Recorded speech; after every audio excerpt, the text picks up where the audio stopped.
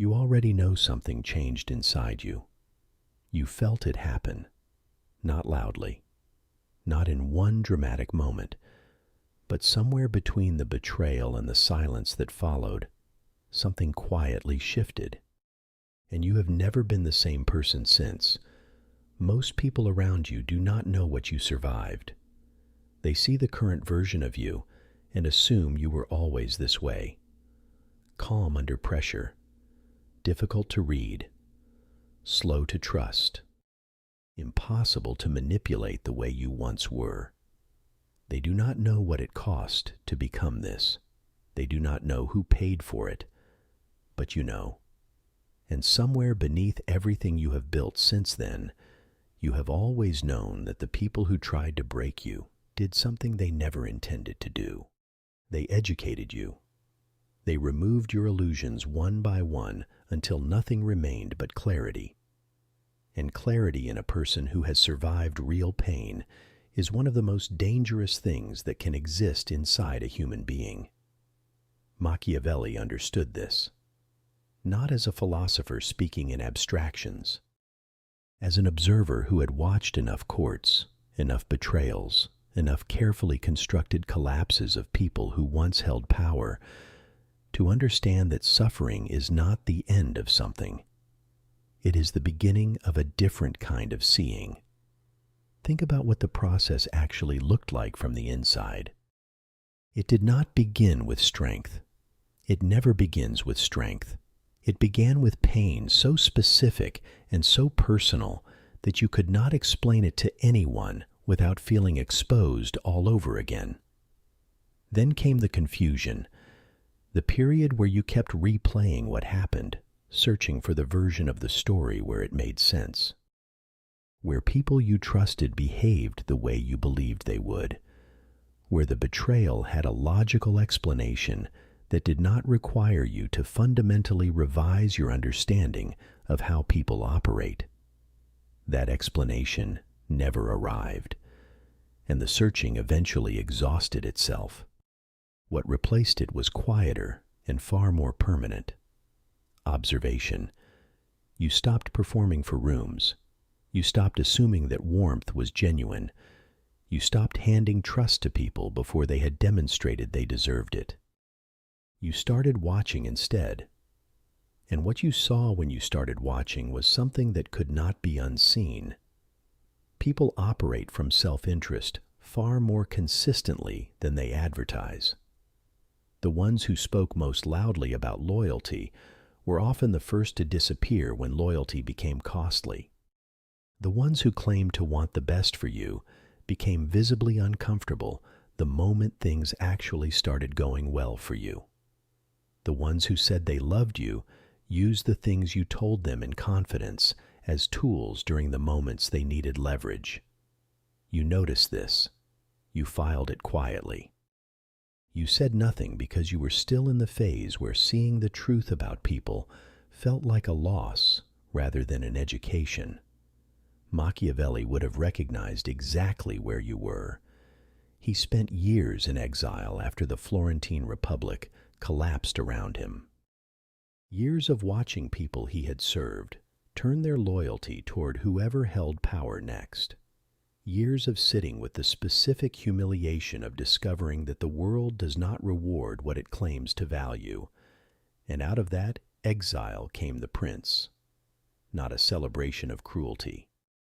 A clinical, unsentimental documentation of how power actually moves between human beings when the performance of virtue is stripped away.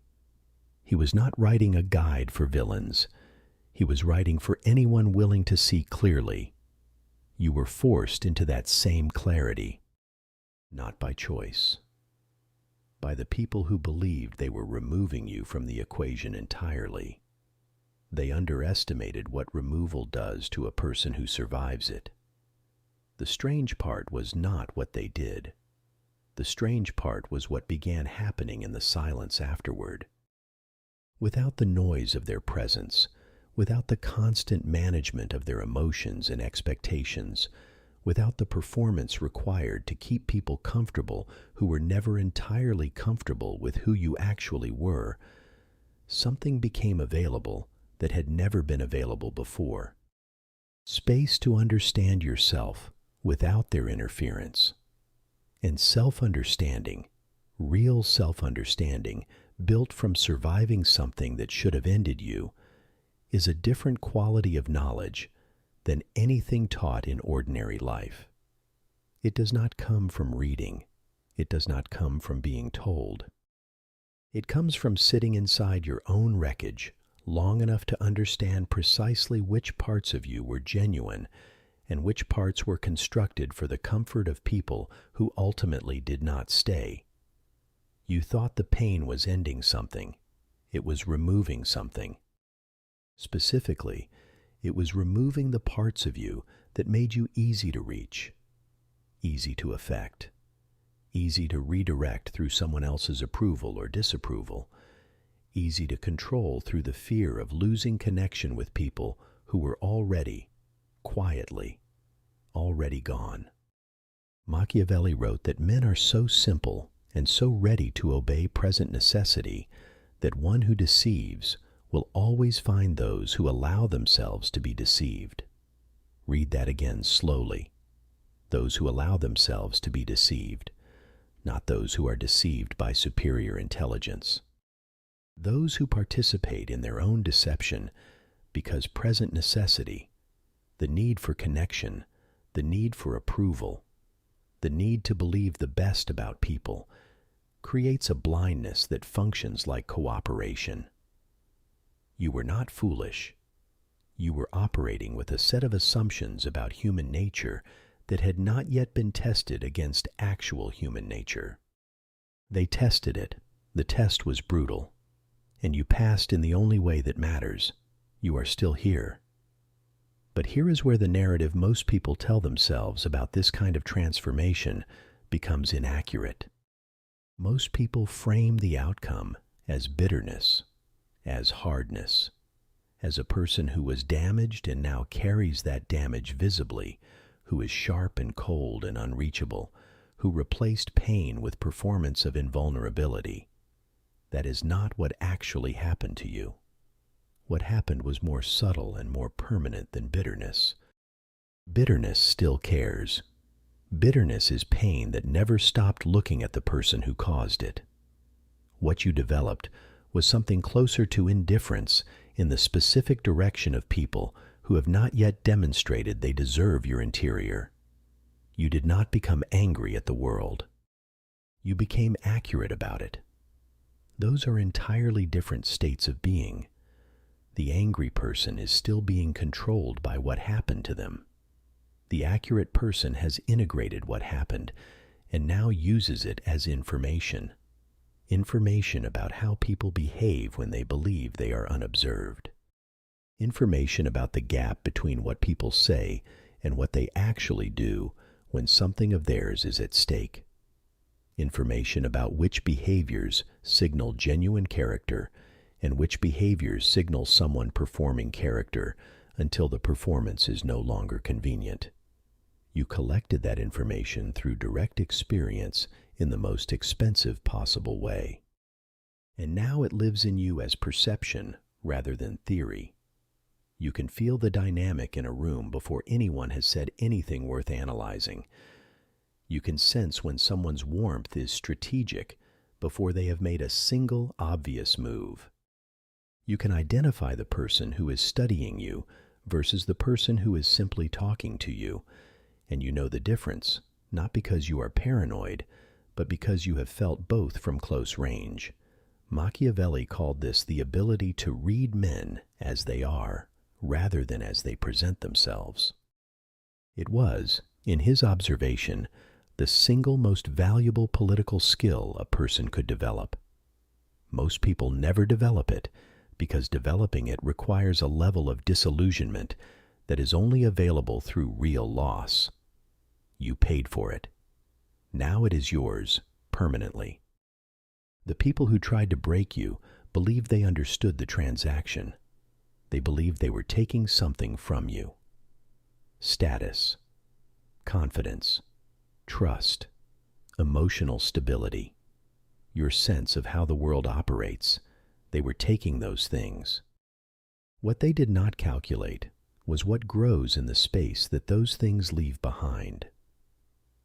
When naive trust is removed, something more durable takes its place. Discernment. When the need for approval is burned away, something more stable replaces it. Internal reference. When the illusion that people are fundamentally safe is stripped, something more useful emerges. Accurate threat assessment that operates without drama and without announcement. These are not comforting qualities. They are not qualities that make social performance easy. They do not make you warmer at dinner or more generous with strangers who have not yet shown you who they are, but they make you nearly impossible to manipulate. And nearly impossible to manipulate is a different species of person than the one they thought they were dealing with when they began. That is the monster they created. Not a person filled with rage hunting for targets. Not someone who became cruel because cruelty was modeled for them. Not someone who is simply broken in a visible way and calls the damage strength. The monster is quieter and more disorienting than any of that. It is a person who no longer needs what you were using to control them. A person who sat alone long enough that solitude stopped feeling like punishment and started feeling like information. A person who watched people closely enough and long enough to understand that most social performance is exactly that and requires no sincere emotional response from a person who has learned to see beneath it. A person who can look at manipulation in real time, recognize every mechanism of it, and choose not to react, not because they do not see it, but because reacting is precisely what the manipulation requires to function. Machiavelli wrote that the lion cannot protect himself from traps, and the fox cannot defend himself from wolves. One must therefore be a fox to recognize traps, and a lion to frighten wolves. You spent the first part of your life being one or the other. You did not choose to become both. It was chosen for you by people who believed they were choosing your end. They were choosing your transformation. They never created a monster. They removed the parts of you that made you manageable, the softness that asked for permission, the hope that required their confirmation to stay alive, the version of you that needed them to see your value before you could be certain it existed. That version did not survive what they put you through, and the version that did survive does not need their recognition, their approval, their presence, or their understanding of what they accidentally built when they thought they were tearing something down. You are not what they intended. You are what they made possible. And they will spend the rest of their lives not fully understanding why you no longer feel like someone they can reach.